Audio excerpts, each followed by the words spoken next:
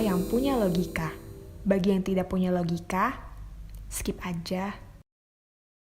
Kalau PKS mengajukan nama Ganjar Pranowo dan PDIP mengajukan nama Anies Baswedan sebagai Capres 2024, siapa yang akan dipilih? Pertanyaan ini mengemuka beberapa hari terakhir di media sosial. Entah siapa yang menyebarkannya. Tapi ini adalah sebuah pertanyaan menarik mengingat perkembangan politik terakhir. Saat ini popularitas Ganjar Pranowo sedang terus menanjak. Hasil survei Saiful Mujani Research and Consulting terbaru menunjukkan elektabilitas Ganjar sebagai Capres 2024 meningkat. Bila bulan lalu suara dukungannya baru mencapai hampir 17%, saat ini dukungan terhadapnya sudah mencapai 21,6%. Dukungan terhadap Ganjar itu cukup jauh di atas dukungan terhadap pesaing terdekat, yakni Anies Baswedan. Suara Anies saat ini hanya 16%, tak jauh berbeda dari bulan lalu. Prabowo hanya 14%, Ridwan Kamil hanya 10%, dan Bu Risma 7%. Kalau tidak ada perkembangan luar biasa, suara Ganjar diperkirakan akan naik terus dalam 3 tahun terakhir menuju 2024. Lantas, mengapa harus ada pertanyaan di awal itu? Pertama-tama kita harus ingat bahwa Jokowi harus mundur pada 2024. Masyarakat sih sebenarnya puas dengan pencapaian Jokowi selama 2 periode.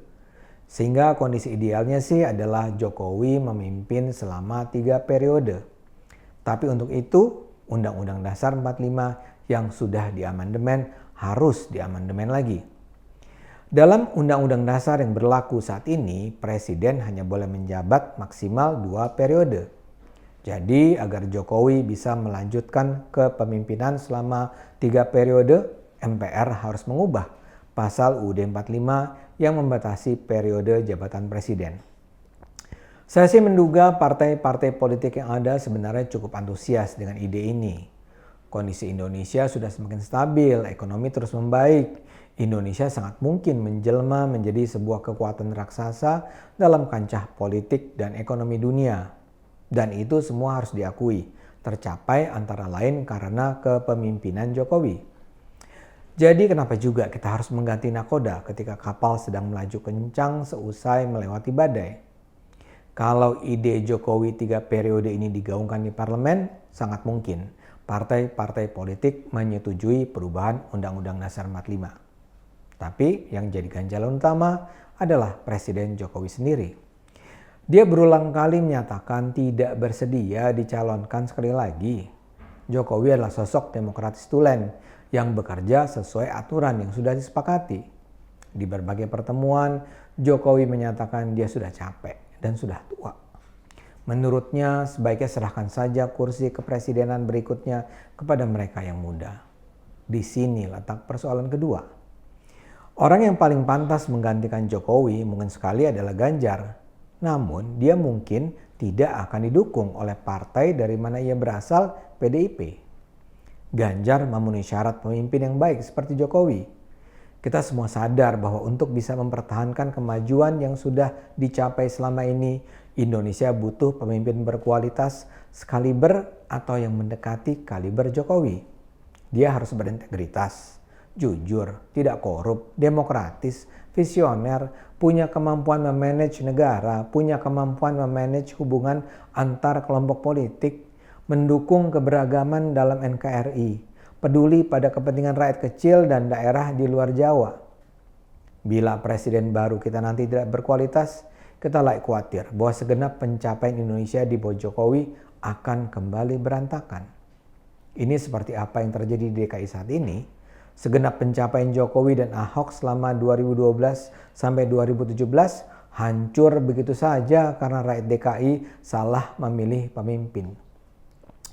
Ganjar adalah pemimpin muda yang kita bisa bayangkan akan memenuhi gambaran pengganti ideal Jokowi itu. Sebagai kader PDIP, skenarionya sebenarnya sudah nyaris sempurna. Di Indonesia kan ada presidential threshold.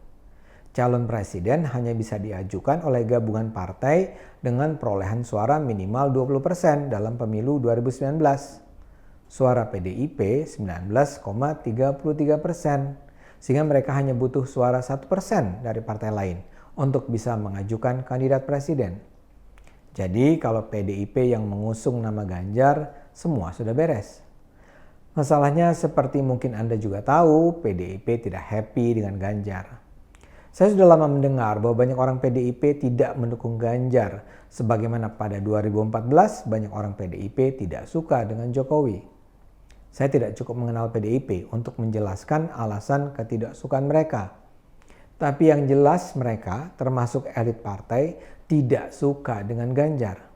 Bukti terakhir adalah peristiwa tidak diundangnya Ganjar ke acara PDIP di Jawa Tengah yang dihadiri oleh seluruh kepala daerah yang merupakan kader PDIP di Jawa Tengah.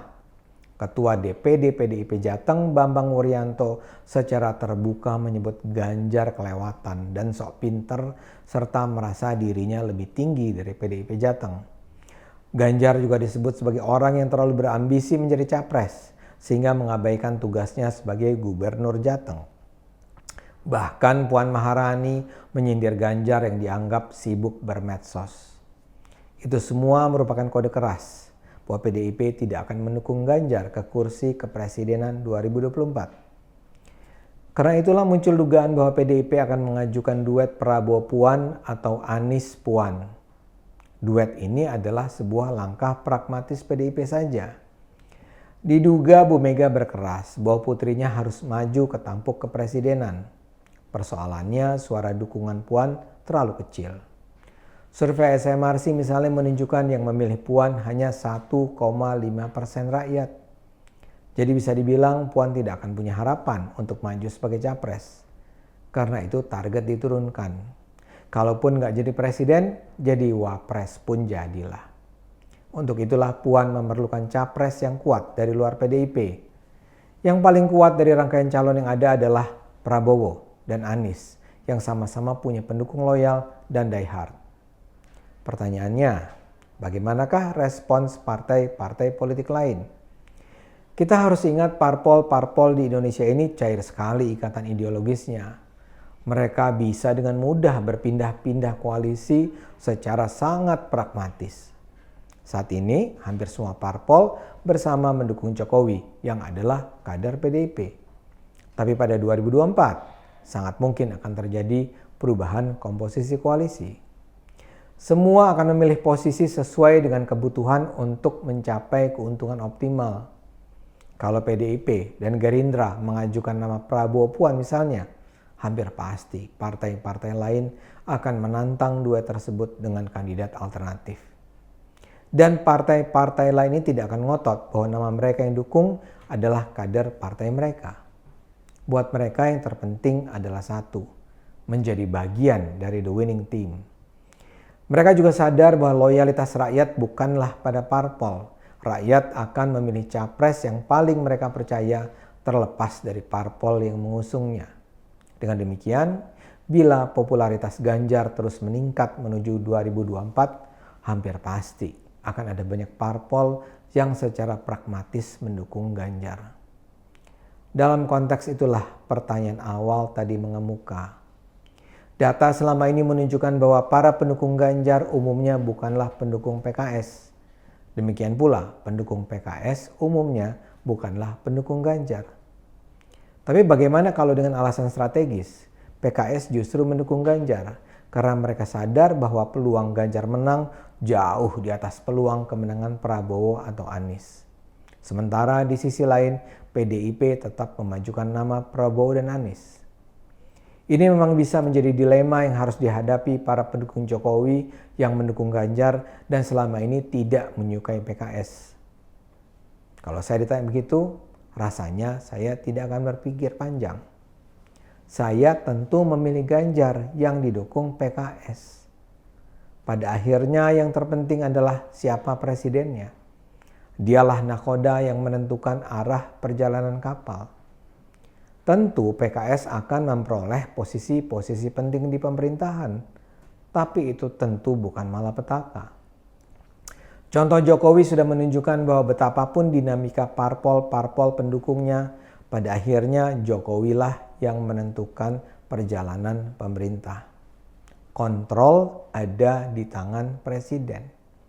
Bahkan bisa jadi begitu PKS berada di bawah kendali Ganjar, PKS akan kembali ke hitohnya sebagai partai yang pluralis, demokratis, dan bersih. Setelah mengatakan ini semua, saya harus menyatakan, saya tentu tidak hendak mengarahkan Anda. Kita punya pilihan masing-masing.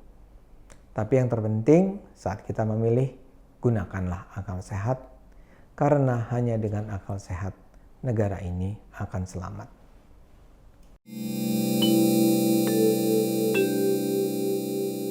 Video ini hanya untuk mereka yang punya logika. Bagi yang tidak punya logika, skip aja.